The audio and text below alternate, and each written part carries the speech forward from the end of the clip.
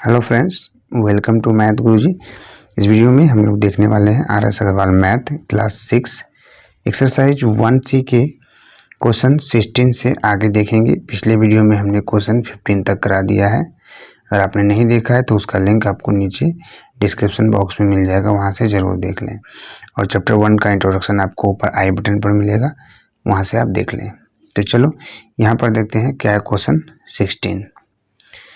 The cost of a chair is rupees 1485। One chair का cost दे रखा है 1485 rupees. How much will 469 such chair cost. इस प्रकार के 469 चेयर्स का जो है कॉस्ट क्या होगा। वन का दिया है और 469 का पूछ रहा है। तो इस क्वेश्चन को आप इस तरह से समझ सकते हो कि जैसे वन चॉकलेट का प्राइस है आपको 5 रुपीज़, तो 10 चॉकलेट का प्राइस कितना हो जाएगा। वन का 5 है, फिर दूसरा का 5, तीसरा का 5, इस तरह से 10 चॉकलेट का कितना हो जाएगा 5 × 10। ठीक है, ये मल्टीप्लाई करोगे तो आपको 50 आ जाएगा। इसी तरह से यहाँ पर वन चेयर का जो प्राइस है आपको दिया हुआ है और टोटल चेयर आपको 469 है, इसका कॉस्ट आपको पूछ रहा है।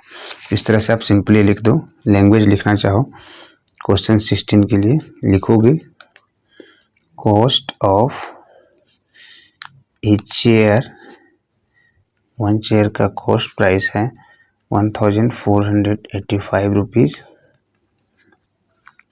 So cost of 469 chairs, 469 chairs का कॉस्ट प्राइस कितना हो जाएगा। तो 1485 मल्टीप्लाई 469, इन दोनों को मल्टीप्लाई कर देना, आपका आंसर आ जाएगा। और वैसे मैं आपको बता दूं ये हो जाएगा 496465, यानी कि ये हो गया 6,96,465 रुपीज़। ठीक है, ये मल्टीप्लाई आपको आता है, आप इसे मल्टीप्लाई कर लेना इस तरह से 1485 और 469 को मल्टीप्लाई, जो हमने बचपन में कर रहा था। ठीक है, चलो अगला क्वेश्चन देखते हैं। क्वेश्चन 17 है, how much money was collected from 1786 student of A school for charity show if each student contributed rupees 625। तो देखो टोटल जो कलेक्टेड किया गया है 1786 स्टूडेंट हैं, यानी कि जो चैरिटी शो होने वाला है उसके लिए 1686 स्टूडेंट ने कुछ कलेक्शन यानी कि कुछ चंदा जो है उसमें जमा किया। ठीक है, और प्रत्येक स्टूडेंट जो चंदा दिया है, जो कंट्रीब्यूशन दिया है वो है 625 रुपीज़ का।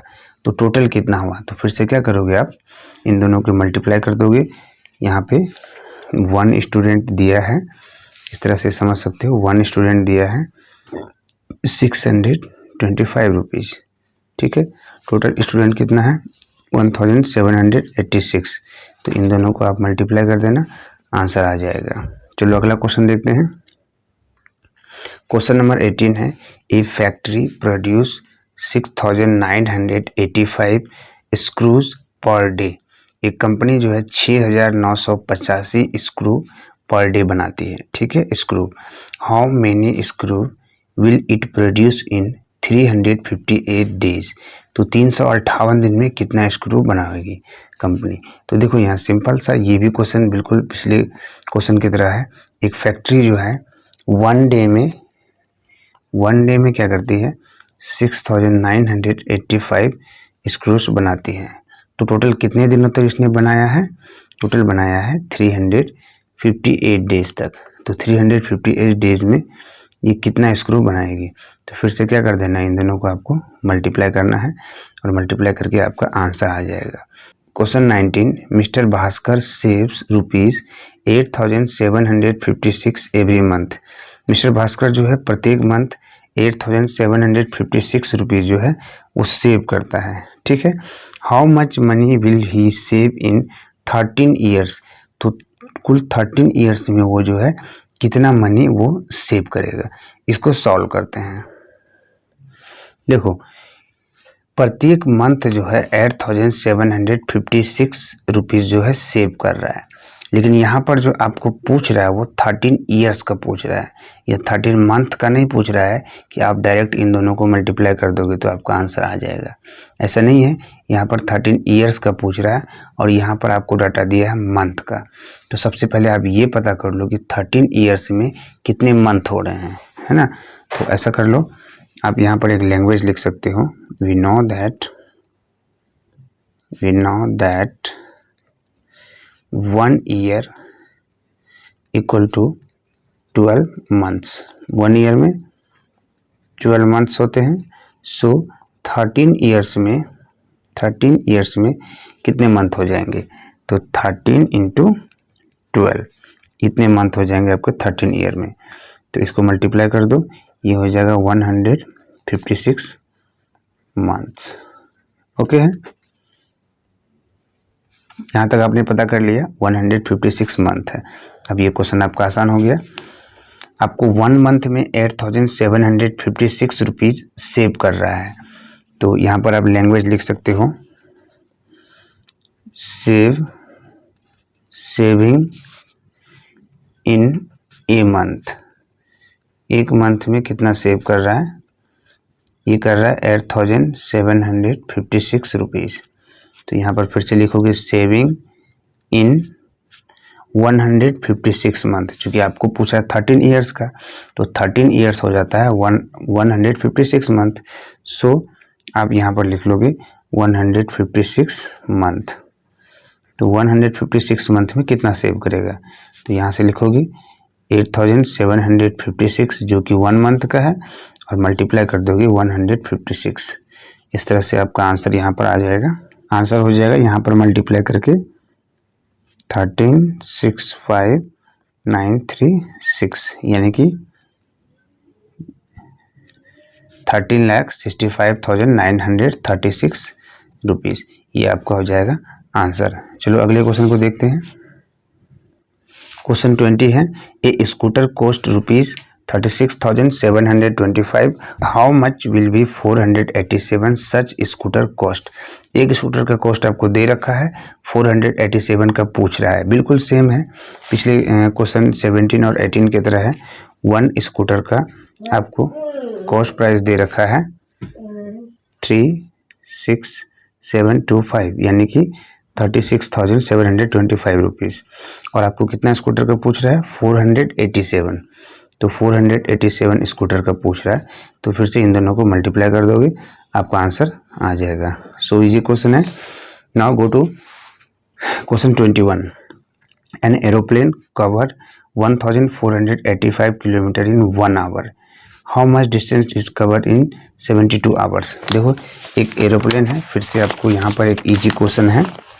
एक जो है एरोप्लेन है वो कवर करती है 1 आवर में, देखो यहाँ 1 आवर में कवर करती है 1485 किलोमीटर। ओके, सो इसे 72 आवर्स में कितना कवर किया, तो 72 आवर्स का कितना निकल जाएगा, बस इन दोनों को आप फिर से मल्टीप्लाई कर दोगे, ठीक है। और लैंग्वेज की बात रहा तो आप लैंग्वेज इसको लिख सकते हो इस तरह से, an aeroplane cover in 1 hour equal to 1485 kilometre, ठीक है। फिर से नीचे सेकंड लाइन पे लिखोगे so 72 hours equal to what, तो 72 आवर्स में 1485 को मल्टीप्लाई करोगे 72 आवर्स से, तो आपको पता चल जाएगा कि कितना जो है इसने ये 72 आवर्स में कितना कवर किया है टोटल डिस्टेंस, ठीक है। चलो अगले क्वेश्चन पे पढ़ते हैं। Question number 22। देखो ये 21 जो और ये जो मल्टीप्लाई वाला क्वेश्चन था इसको मैंने स्किप किया है, आपको बता दिया है, समझा दिया है करना क्या है। अब ये मल्टीप्लाई करने लगेंगे तो ये तो बिल्कुल बच्चा वाला सवाल हो जाएगा, है ना, छोटे क्लास वाला सवाल। सो आप लोग क्लास 6 में हो तो ये सिंपल सा मल्टीप्लाई है, ये आप खुद से कर सकते हो। और लैंग्वेज की बात रहा तो किसी किसी क्वेश्चन में मैं लैंग्वेज बताते रहूँगा कैसे लिखना है, ठीक है। Now go to question 22। The product of two numbers is this. If one of them is this, find the other number. हाँ, ये क्वेश्चन को सॉल्व करते हैं। Question number 22। तो यहाँ पर जो क्वेश्चन 22 में आपको जो दिया गया है कि दो नंबर्स का प्रोडक्ट है। पहले क्वेश्चन को समझते हैं। देखो कोई दो नंबर है, पहला नंबर एंड दूसरा नंबर, इन दोनों का प्रोडक्ट किया गया तो जो रिजल्ट आया है वो इसने दे रखा है, ये है आपके पास, ठीक है। तो उसमें से एक नंबर आपका ये वाला बता दिया, तो दूसरा नंबर आपसे पूछ रहा है ये क्या होगा, ठीक है। तो चलो इसको कुछ लोग डायरेक्ट इसको सॉल्व करते हैं, इसमें से इसको डिवाइड करते हैं और आंसर आ जाता है। आपका बिल्कुल आंसर आएगा, बट आपको जो बेसिक इसका कंसेप्ट है वो समझना पड़ेगा कि ऐसा कैसे होता है, क्यों इसको हम इसके साथ डिवाइड करते हैं। तो मैं आपको बेसिक कंसेप्ट के अकॉर्डिंग जो है क्वेश्चन को सॉल्व कर रहा हूँ। सबसे फर्स्ट थिंग्स कि दो नंबर्स में इसने प्रोडक्ट दे रखा है कि दोनों नंबर्स को मल्टीप्लाई करने का कितना हो जाता है, और उसमें से एक नंबर इसने दे रखा है। फाइंड अदर नंबर आपसे पूछा है, तो मैं क्या करता हूँ, let the other number to be X, जो अदर नंबर है उसे मैं एक्स लेट कर लेता हूँ। अब आपको बोला गया दो नंबर्स का मल्टीप्लाई है और एक नंबर 364 है और दूसरा नंबर हमने एक्स लेट कर लिया है। तो बस अकॉर्डिंग टू क्वेश्चन आपको भी यही करना है जो क्वेश्चन में बोला गया है, एक्स को मल्टीप्लाई कर देना है 364 के साथ, और जब इन दोनों को मल्टीप्लाई करते हो तो आपको रिजल्ट मिलता है ये वाला, यानी कि ये कितना है 134214008। इसको हम लोग कामा लगाएंगे, ये हो गया 1,34,21,408। किसी दो को मल्टीप्लाई करने पर इतना आता है। अब देखो यहाँ से क्या करेंगे, ये हमारा वेरिएबल्स टर्म होता है जो अल्फ़ाबेट में होता है, और ये दोनों कांस्टेंट है। तो दोनों कांस्टेंट टर्म को हम लोग एक तरफ करेंगे इक्वल टू के, ठीक है, और जो वेरिएबल्स टर्म होगा वो सिंगल एक तरफ बचेगा। तो यहाँ इक्वल टू के सामने इक्वल टू लिखेंगे, और ये एक्स लेफ्ट में है इसको रहने देते हैं, और ये वाला नंबर जो है एज इट इज रहने दिया, जहां पर था हमने वहीं लिख दिया। इसमें अब डिवाइड करना है ये, यानी कि 364 जो x के साथ मल्टीप्लाई में था वो इक्वल टू के लेफ्ट में था, अब इसको इक्वल टू के राइट साइड ले जाएंगे तो यहाँ पर क्या हो जाएगा 364 से ये डिवाइड हो जाएगा, और फिर इन दोनों को हम लोग डिवाइड कर लेंगे तो हमारा आंसर जो है यहाँ से आ जाएगा। अब इस दोनों को कट कर लेना, ठीक है, डिवाइड कर देना, आपका आंसर यहाँ से आ जाएगा। अब इसको 2 के अकॉर्डिंग कट कर सकते हो, छोटे छोटे नंबर्स करके कट कर लेना। मैं यहाँ पर डायरेक्ट इसका आंसर आपको लिख रहा हूँ 36,872 हो जाएगा इसका आंसर, यानी कि जो आपने x का वैल्यू लेट किया था वो वैल्यू 36,872 हुआ, यानी कि जो अदर नंबर है, एक लाइन आप लिख सकते हो यहाँ से, so the other number equal to x equal to 36,872, ठीक है। Now go to next question. Question 23 है, if 36 flat cost rupees this, what is the cost of each such flat.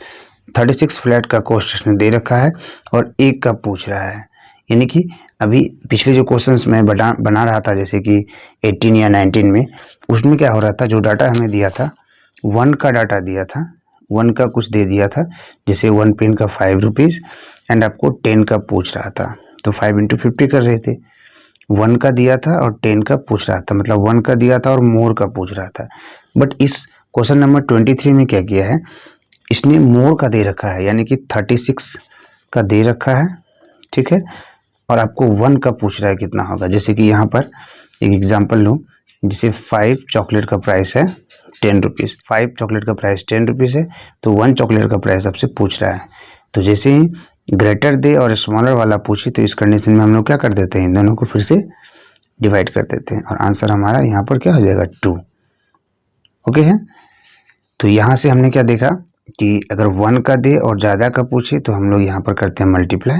ये थोड़ा सा आपके लिए बेसिक ट्रिक हो सकता है, और ज़्यादा का दे और कम का पूछे तो उस कंडीशन में आप यहाँ पर डिवाइड कर सकते हो। सो यहाँ पर क्वेश्चन 23 में हम लोग भी कर लेंगे। 36 फ्लैट का कॉस्ट दे रखा है तो लिखेंगे कॉस्ट ऑफ 36 फ्लैट्स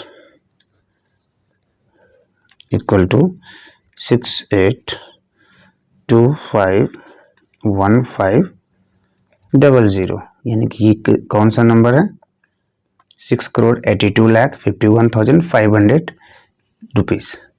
एंड आपको फाइंड करना है कॉस्ट ऑफ ईच फ्लैट, मतलब प्रत्येक फ्लैट का। So cost of one flat, तो क्या करेंगे, ये जो हमारा डाटा है इसमें हमें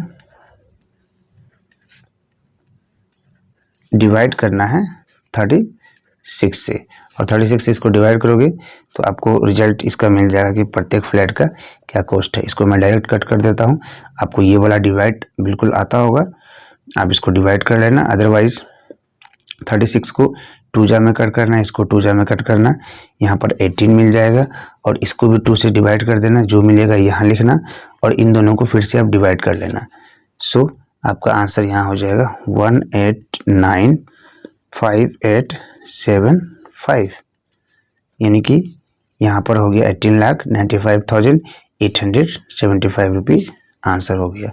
ओके, तो यहाँ तक हमने क्वेश्चन आपका 16 to 23 कराया है। इसमें कुछ क्वेश्चंस मैंने डायरेक्ट आपको बताया, लैंग्वेज नहीं लिखा क्योंकि वीडियो काफ़ी लंबा हो जाता है। सो उम्मीद है यहाँ तक आपको समझ में आया होगा। नाउ क्वेश्चन 24 से अगले वीडियो में देखेंगे। Thanks for watching the video.